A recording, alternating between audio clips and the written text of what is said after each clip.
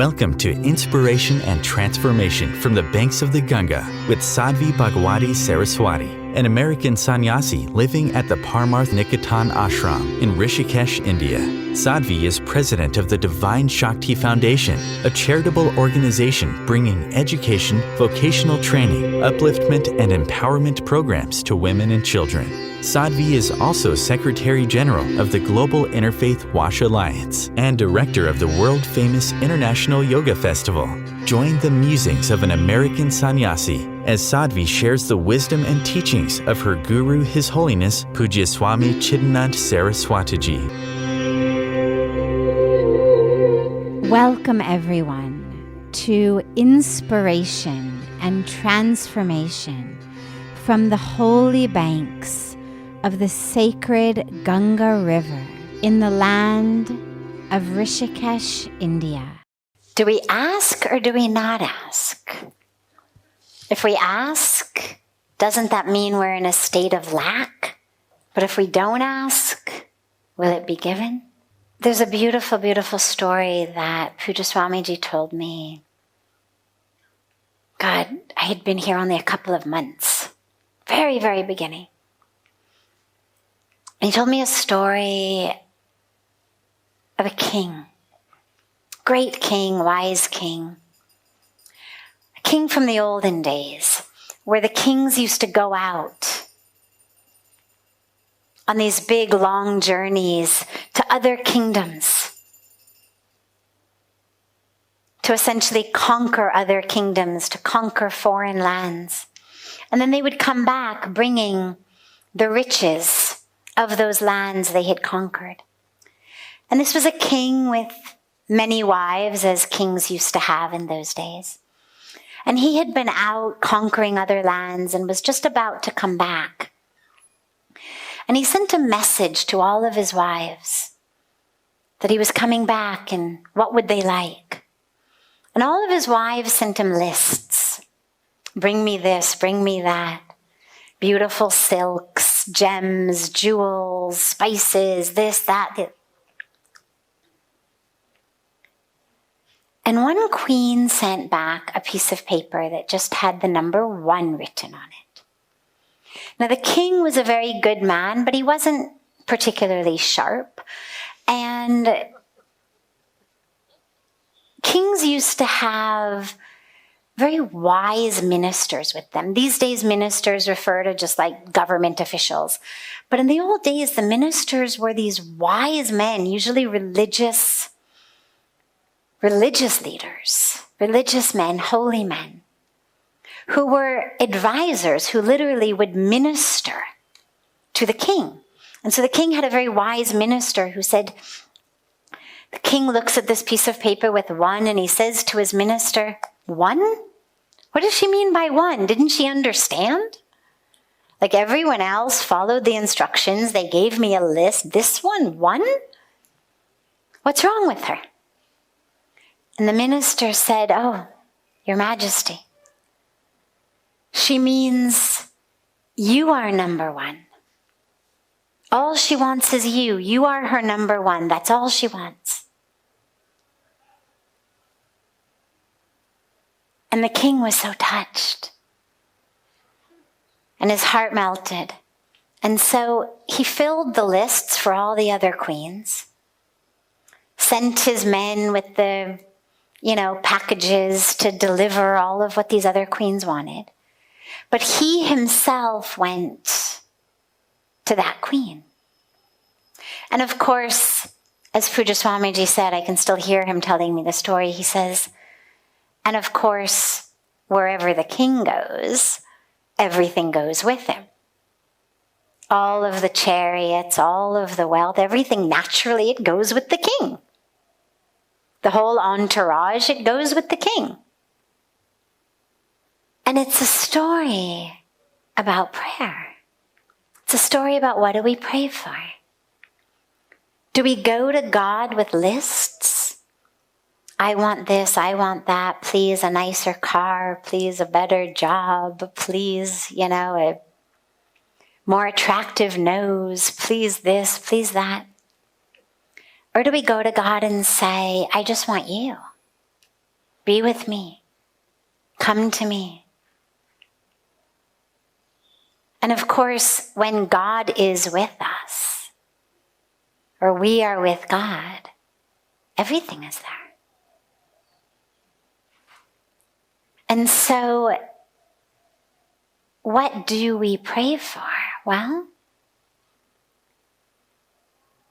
if the highest goal that you have is to have things, sure, God can give you things. Doesn't mean God always will, because, as I always say, God's not like Santa Claus, just there, filling your list. Ultimately, the universe is giving us A, what's a result of our karma, B, what we need, much more so than just what we want. But we've all certainly had experiences of praying for something and we get it. Oh God, please let this answer on the exam be right. I didn't study, but please, please, please let me pass so I don't get beaten. Please, please, please. Right? And then you pass. Oh, thank God. So we know that, God does fill the list sometimes. But the question is that really our highest goal? What do we want? What you pray for and how you pray should be determined by actually what you want. And if what you want is simply to be one with God, then pray for that. It's not a sense of lack. It's, God, I know you are there. Help me to know you. Help me to feel you. Help me to be with you. Or however that comes out for you, that's real for you. Oh God, remove from me all of that blocking me from you. Empty me. Empty me. So I can feel you. If that's what you want. And if what you want is things, pray for them. But yeah, it certainly comes from a place of not having, from an experience of lack. So the more you ask for, the more you're reminding yourself that you don't have. But I think it's actually even more detrimental than that. I don't think it's just a matter of psychological strategy of abundance. I think it's more a matter of, what is it I really want? Is it really I want abundant things and I just need to figure out the right way to do that? Is it by asking for them or by realizing I already have them? Or can we take this a step deeper and say, is what I really want a sense of fullness, a sense of wholeness, a sense of completeness that no volume of things is ever going to give me, no matter what I get? Because they don't have within them that which I'm looking for.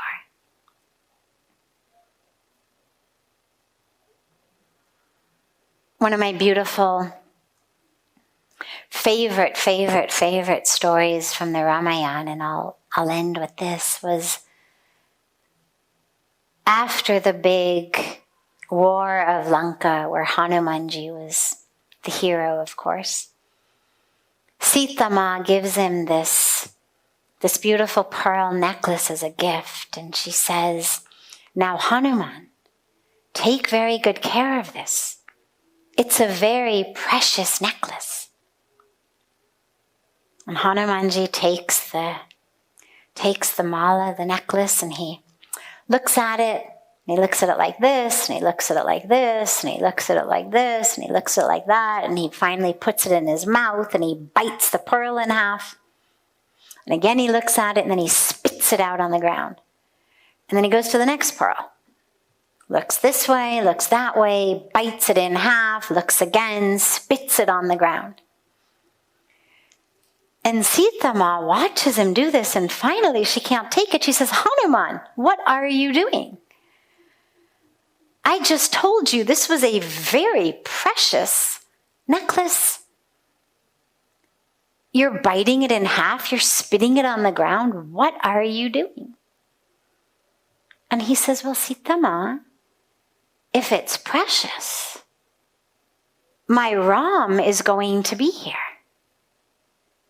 Means God, the divine, is going to be here. So I am looking for Ram, for God in each of these pearls. And when I don't see him in the pearl, I realize, well, this can't possibly be the pearl that's precious. And so I spit it on the ground. And I'm waiting to find the pearl that really is precious because my Ram is there, because God is there. And I love that story because it really just reminds us about what is it we're really looking for? What is it that's really precious? What is it we really want to be praying for? What is it that really gives us, not just from a theoretical level of some spiritual person said it, but from a very experiential, felt sense, knowing of the moments of my life that have been the most full, the most beautiful, the most enriched, the most exquisite. Are they moments full of things? Full of external opportunity and prosperity? No. I've never met a person who shared that the best moment of their life had anything to do with something they bought, some tangible item they were gifted or came to have, some degree or title or award or certificate or acknowledgement that they ever were given. They're always experiences of a deep connection to a fullness of the self, an expansiveness of the self. Whether it's a moment watching the sunset, the sunrise, the stars in the sky, seeing your brand new baby, falling in love, a blissful experience in meditation, in prayer, whatever it may be. There are moments in which our sense of self, of small self, expands. There are moments of experiencing God in our life. So ask for that. And ask unabashedly. Puja Swamiji wrote, when he was very young, a beautiful, beautiful, beautiful poem song that sometimes when we're very lucky we can get him to sing, that says, "Main to kab se teri sharan mein hoon, mere aur to bhi dhyan de," which means, I've been waiting for you for so long. Please pay just a little bit of attention to me. It's a song for God. So ask.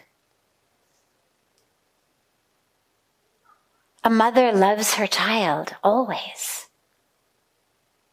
But she may not necessarily always intuit that what the child needs is to sit in the lap. But the kid comes up and crawls in mom's lap and mom's right there. Yeah, come.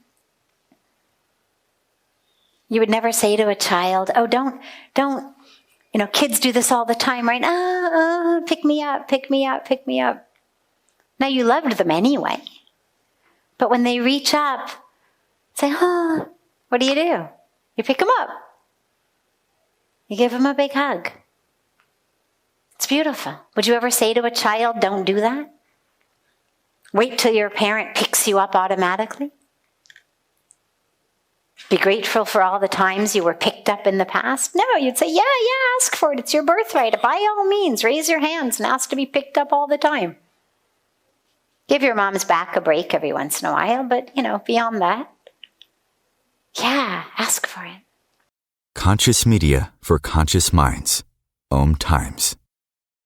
Host your show on IOM FM, the radio network of Om Times Media, one of the more recognized brand names in the conscious community, and is backed by the extensive marketing reach of Om Times. Hosting a show on IOM FM immediately connects you with our extensive dedicated community. Hello, I'm Sandy Sedgbeer, host of Om Times Magazine's flagship radio show, What is Going Om. My passion is sifting through information, research and innovations from new thought teachers, speakers and researchers, pushing back the boundaries of what we know about life, energy, metaphysics and the universe.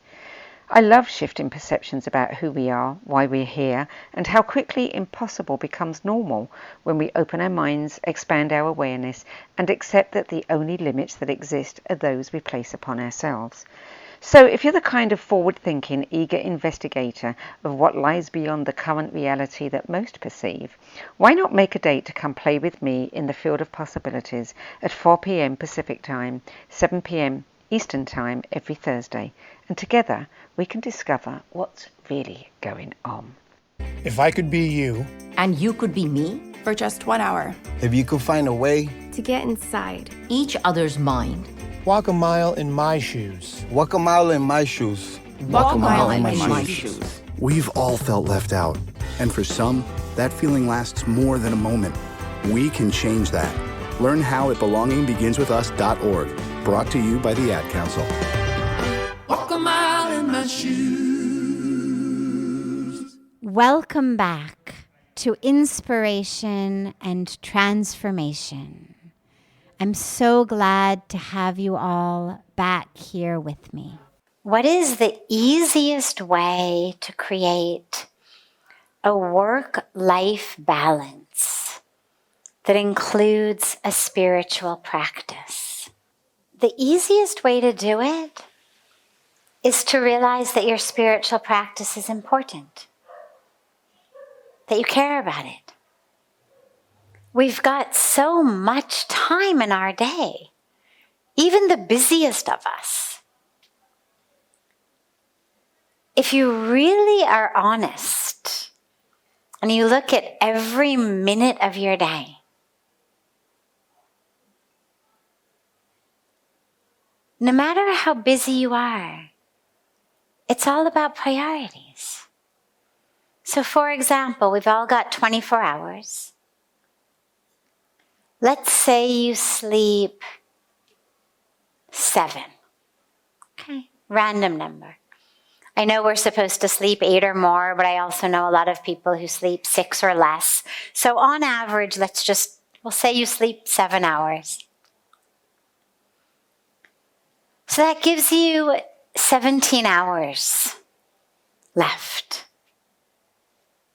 We bathe, we eat.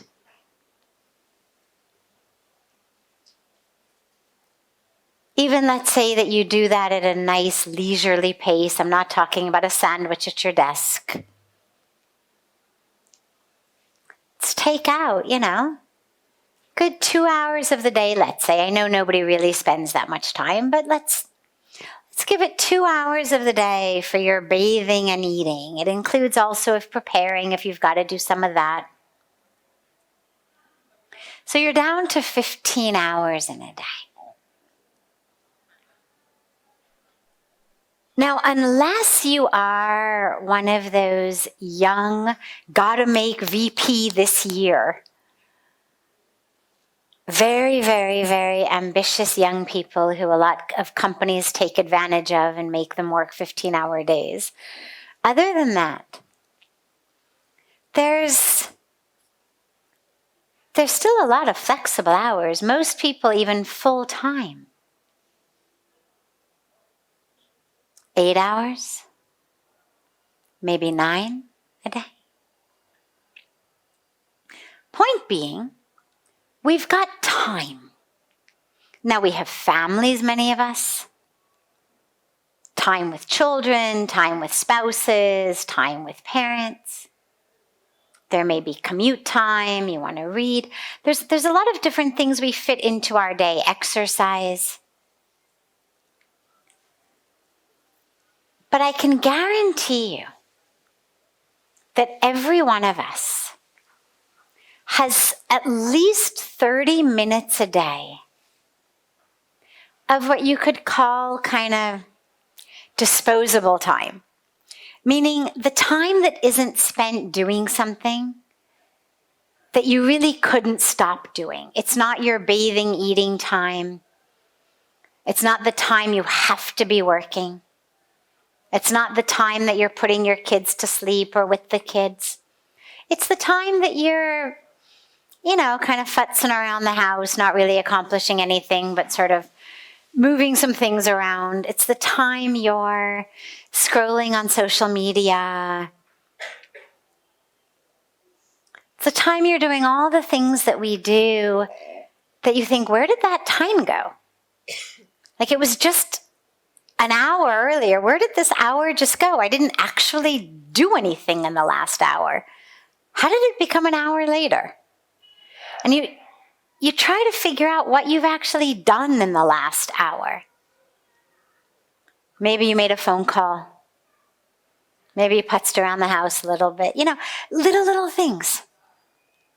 Checked some emails, checked some social media, compared some prices on Amazon, downloaded a song that someone recommended. I'm not saying we're out, stealing, robbing, raping, doing horrible things. But it's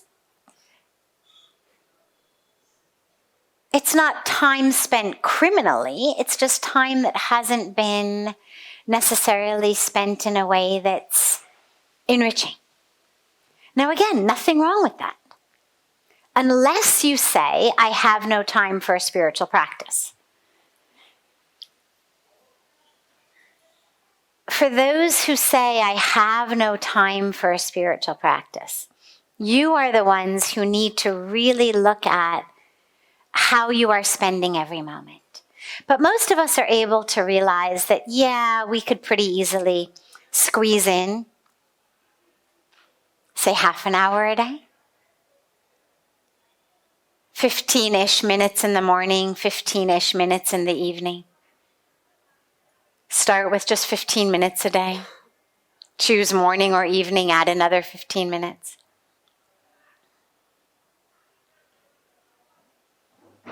If it means laundry doesn't get done till tomorrow, okay. It happens sometimes. If it means that you happen to go to sleep with dishes in the sink, it happens sometimes.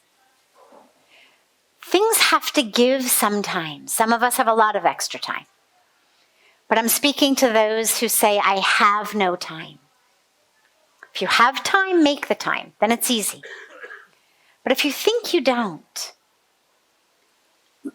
look at actually how you spend every half hour of your life. Set a little alarm on your phone to just beep every 30 minutes. And when it beeps, just write down what you're doing. What are you doing? It's actually very interesting. Just let it beep every half an hour and just note down, what are you doing? Do that for a week. And at the end of the week, go back and look at that.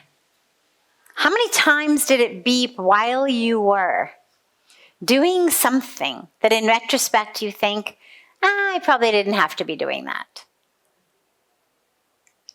And by the way, this is a great way to not only make sure that we can put our spiritual practice into our daily schedule, but it also makes us realize how we can schedule what we would call downtime. Because everybody needs on some level some time of the day that is unstructured, that is a rest for the body and the mind. And whether it's a walk you take, whether it's sitting on the banks of Ganga, whether it's just sitting and being, whether it's cuddling with a child or a loved one or a pet or whatever, whether it's drawing or making music, listening to music, looking at art, whatever it may be. The dilemma is that the vast majority of people also think they have no time for that. But what happens is when our brains are overloaded, they grab for a break. The problem is they grab for it in a way that doesn't actually replenish it. That's when you are aimlessly scrolling social media or clicking through a variety of news sites. I always know that I need to get out and take a walk if I find that I've clicked on some news article because it seemed important, and then 15, 20 minutes later, I'm reading about,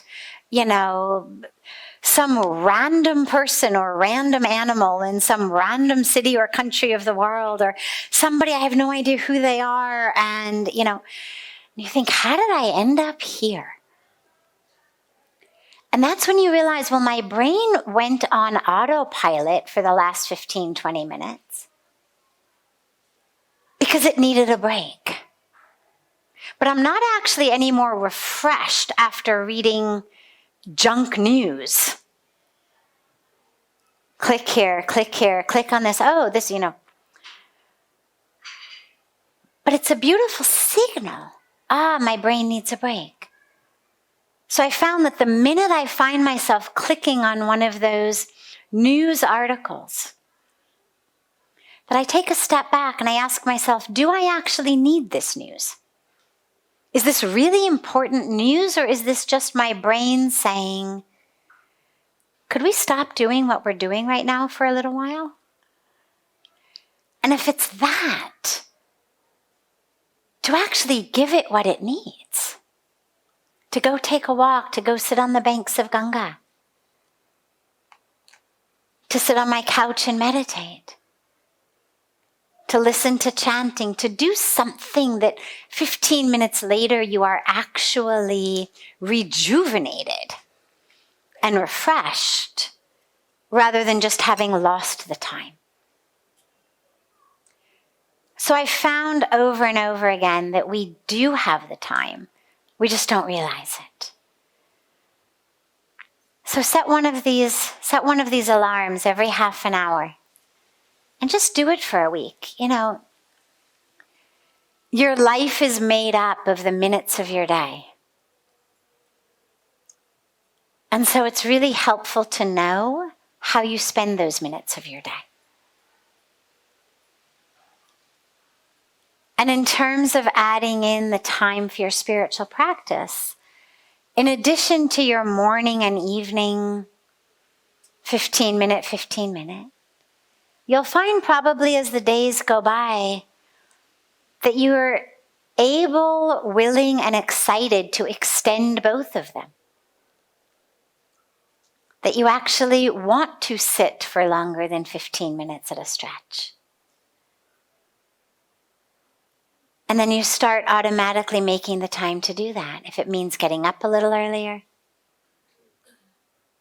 if it means changing a little bit about how the rest of your day is going to go, or how your day starts, or your morning routine, you start figuring it out because it starts to matter to you. It starts to be something that you actively make time for because you care. I know for me, for example, I'm a very strict vegetarian, very strict vegan when I'm anywhere other than this ashram. And I'm also a relatively healthy eater, which means when I travel in the world, if I'm traveling, not staying in people's houses for a spiritual program, but if I'm at a conference, a summit, a big event, staying in a hotel, I have to put time and energy into figuring out how for the next 2 or 3 days I'm actually going to be able to eat. Put in a little bit of time, is there a vegan restaurant nearby? What's nearby where I can actually eat something and actually feel nourished by it? And it always takes a little bit of time. I usually end up spending about 20, 25 minutes, sometimes half an hour, trying to figure out what's around me. What's around the hotel? Does anybody deliver? Is there a smoothie place that'll deliver nearby? I mean, you don't have a car, you're in the middle of things all day long. Is there a salad place that will deliver? Does somebody make vegetable soup nearby that they would deliver? But it's important to me. And so whether it's something I do on the airplane before landing, or on my phone in the car from the airport into the city, or when I get there, you make time for it. Because I know I've got to eat something.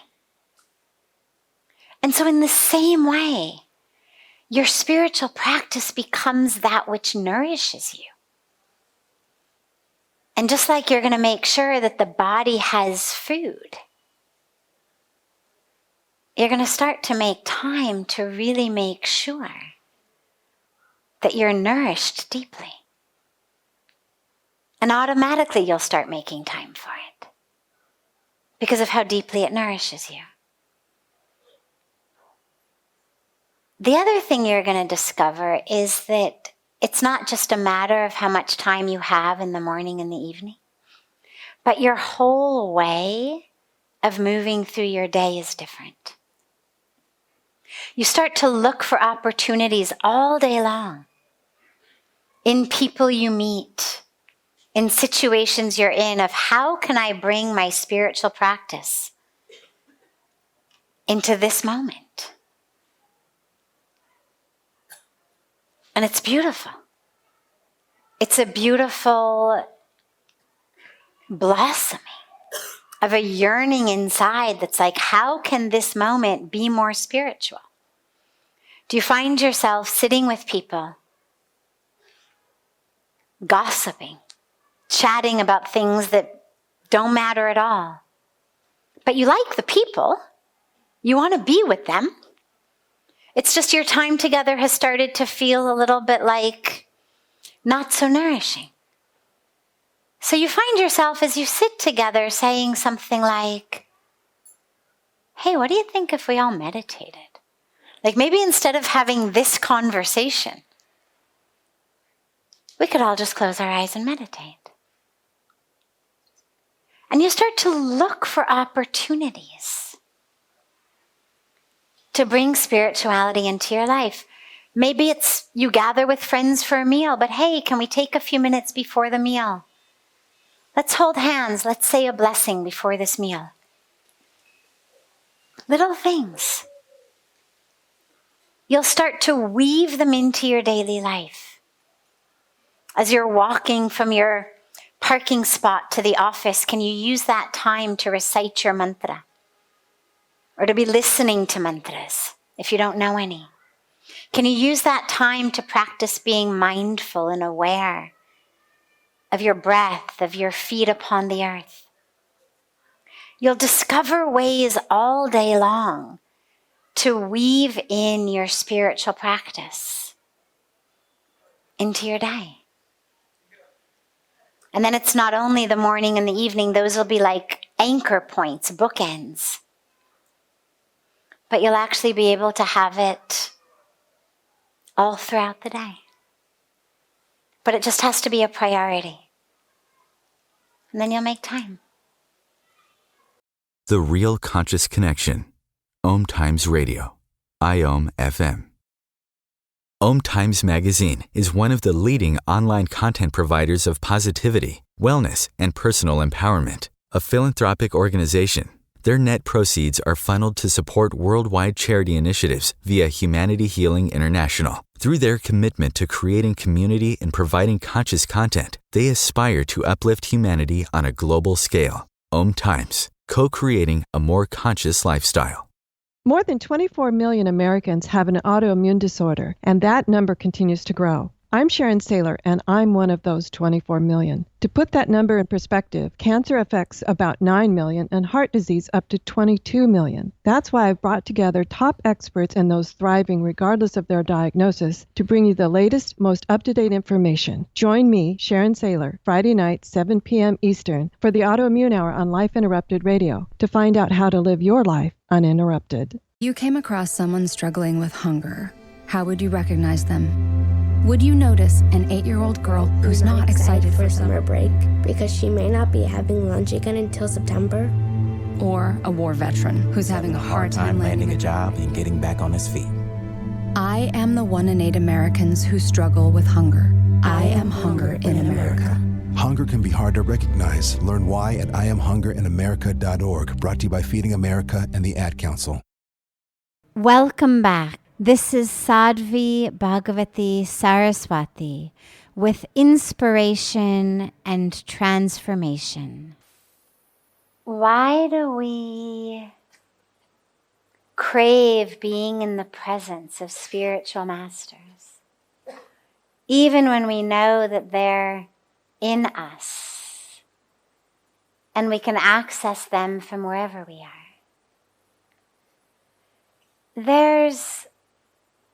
There's an energy. We are energetic beings. And on the one hand, yes, there is that power of the presence of truth. The word guru literally means the one who removes darkness and brings light. Light of wisdom, light of truth, right? The guru isn't the one who shines the light on himself or herself. It's not a, hey, look at me show. The light that the real guru shines is on you, showing you the truth of who you are, connecting you with that divine truth of you. Now that is there wherever you are. If you close your eyes or open your eyes and you connect with that power of truth, it's with you wherever you are. And we are energetic beings. And what that means is that we are constantly interacting with energy around us. If I go, right? So everybody, and the closer you were, the more people, those in the back, not so much. There was a literal energy here. If you've ever been at a rock concert, right? We obviously don't go to rock concerts, but in International Yoga Festival every year, we have this amazing, amazing drummer who comes named Shivamani. He plays the world. An incredible percussionist. Those of you who are going to be with us at Yoga Festival, you'll experience him. And when we go to his concert,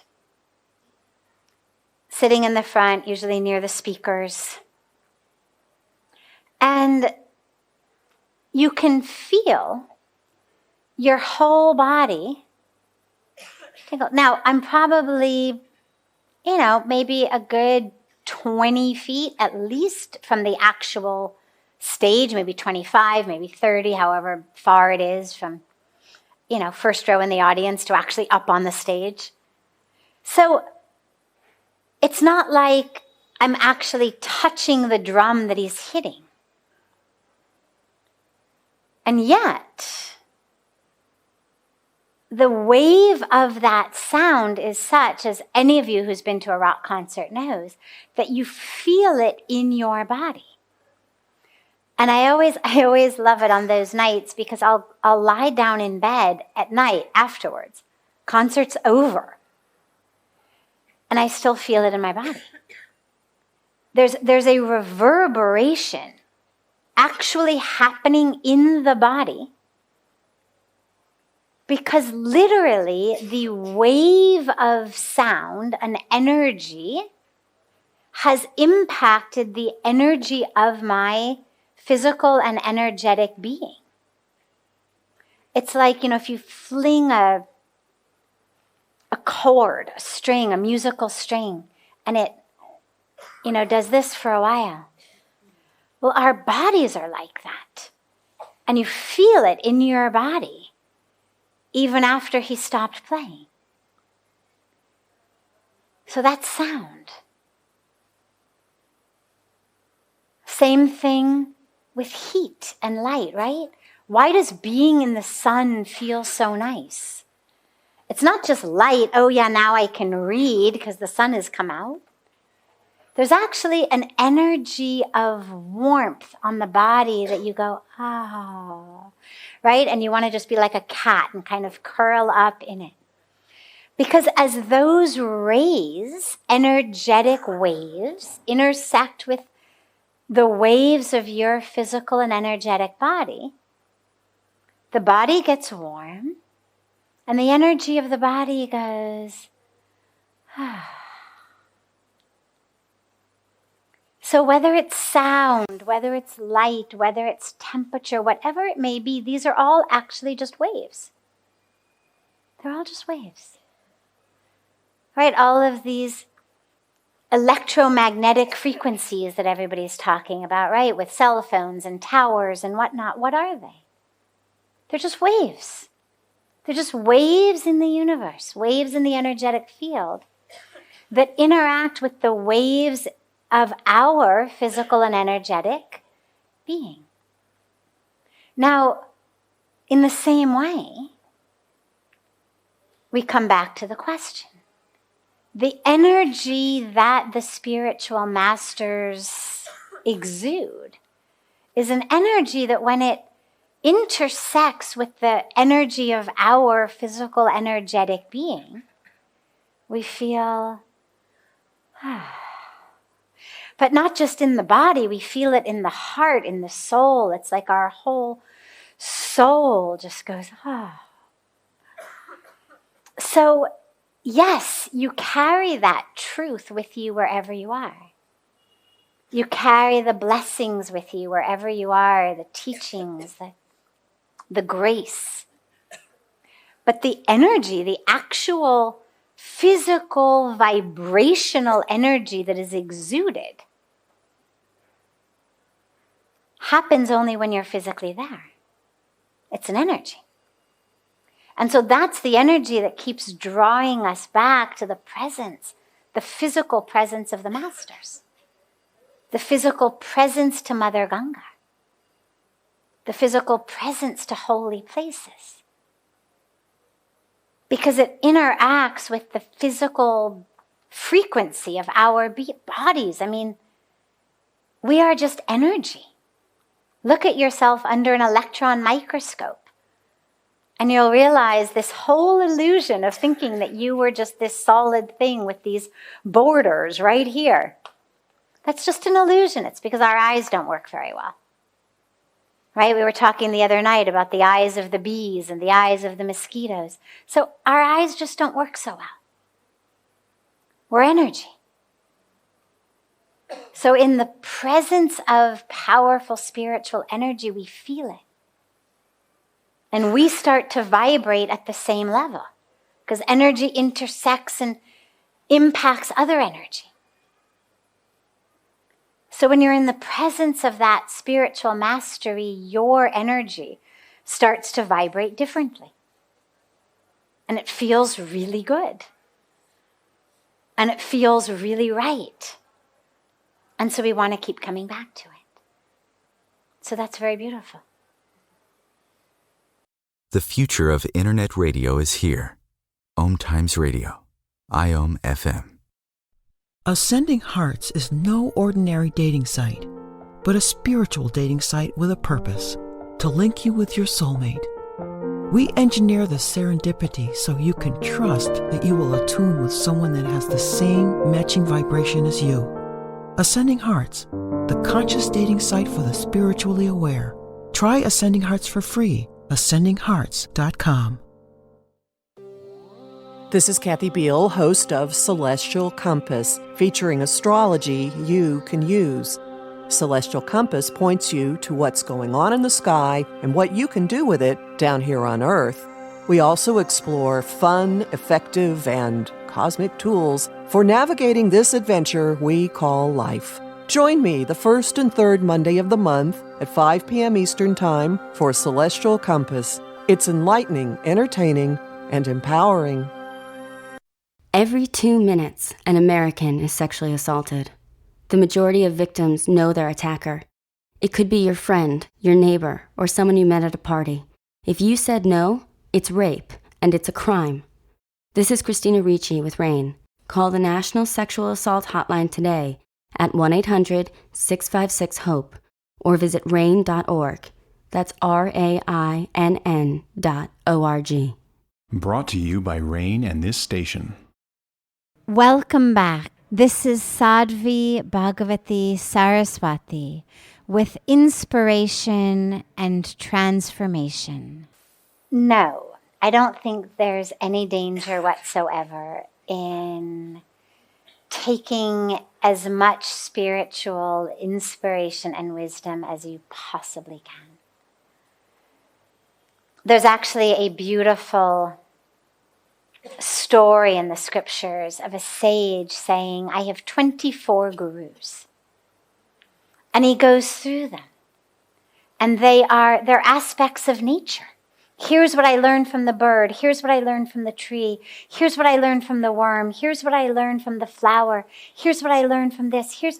And this ability to take wisdom, not just from living human embodied gurus or previously embodied, no longer in the body, human gurus, but even from different animals, even from different species of nature. I mean, for me, nature is one of the greatest teachers.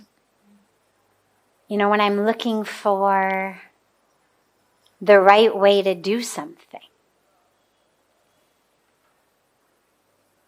I frequently look to nature. Well, how does a tree live? How does a flower live? You just watch what happens in nature. So no, there isn't any danger. Take as much wisdom, as much nectar as you possibly can. The only thing to be aware of is when you embark on a very deep and very focused spiritual path,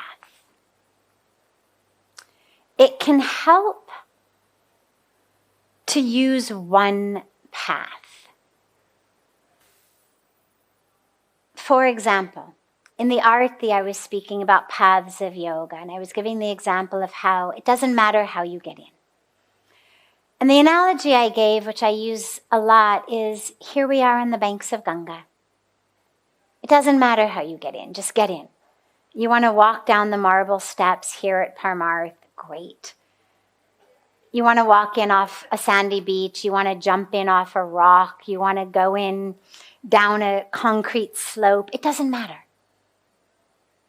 What matters is you get in her waters and you get the blessings. But if you walked down one step of Parmarth Niketan's marble steps, and then you ran up to Ramjula and you walked a few steps on the sand, and then you ran up a little bit farther and you kind of saw the rock and you were about to go up, and then you came back here and you walked down another step, and then you'd actually end up not just never actually getting in, but tiring yourself out and kind of creating a frenetic energy rather than an energy of divine union, which is actually what it's all about. So I'd say if what you're looking for is wisdom and inspiration, take it everywhere, as much as you can. Absorb it all. But if what you're looking for is a specific path of sadhana to walk, a path to a destination. Choose one and walk on it. And the two things can happen simultaneously. I mean, for example, I have been incredibly blessed in the 26 years I've been here to be, because of who my guru Puja Swamiji is and his incredibly revered position in the world of religion and spirituality across the world. I've had the great blessing to be in the presence of so many spiritual masters of the Hindu tradition, of other traditions, to hear so much wisdom from so many of them. And that's beautiful. And I love it. And as far as the path I'm walking of my life, my sadhana, my practice, my dharma, I have one guru who's the one I'm going to go to, who's the one whose instructions I'm going to follow. Because otherwise you end up frenetically running around. This one says try this one says this. Now, and again, it doesn't mean that I've never also sought wisdom from the others. I certainly have. It's been a great blessing. I'm very curious about a lot of things, have been always, but especially you come and, everything is brand new. I've asked so many questions to so many of the masters and gotten so much wisdom. And it's a great blessing. But on a deeply personal, like this is my path of sadhana, you've got to just choose one path to walk. Because otherwise you do 10 minutes of this meditation and then 10 minutes of that one and then 10 minutes of this. And this one says chant this mantra, this one says chant this mantra, this one says, so you're doing like one beat of one mantra, then another beat of another mantra. It's hard enough to still the mind. The last thing you need is 4 mantras going on simultaneously. Right? One says work with the breath in this way, another says work in the breath, and and the next thing you know, you're going, because somebody's telling you to do this, and so it's not that it's wrong. It's just that for the sake of creating your life, choose one path.